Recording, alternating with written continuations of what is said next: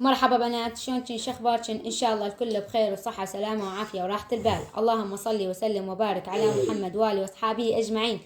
لا تنسون اللايك والاشتراك بالقناة وتعليق حلو مثلكم. اليوم ان شاء الله مثل ما تشوفون لميت اغراض رمضان وراح اشيلهم على رمضان الجاي ان شاء الله اذا بقينا عايشين، كلهم راح اشيلهم. وهاي طبقة البيض مثل ما قلت لكم بالفيديوهات السابقة، وصيت اختي تشتري لي من رحت يم اهلي بالعيد، جابت لي همه هذولا مثل ما تشوفون. هاي طبقة البيض كاملة، هذا الطبق مالها. هاي سعرها 2000 دينار، اكو ب1000 بس ما هالقد، هي اخذت لي هاي. شو ماما شو اللي غادي؟ اشترت لي هذول السلات همينة، كنت موصيتها اني عليهم. وهاي البهارات همينة، العطار يمهم تجيب يعني بهارات كلش ريحتها طيبة. كمون وصيتها تشتري لي، وزنجبيل، وبهارات شاورما. وما احشي لكم على البيت والمواعين، راح اخلي لكم صورة مال المواعين كان نعسق. راح اصفط البيض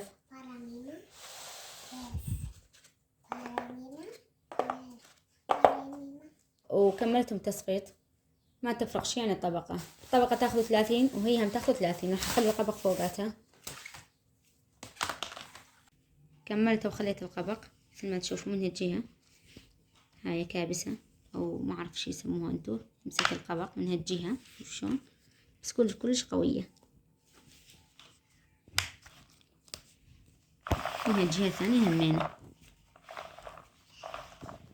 راح اخليها بالثلاجة. ومن كنت يم اهلي هم وصيت اختي تشتري لي صحونة وراحت تقول ما لقيت.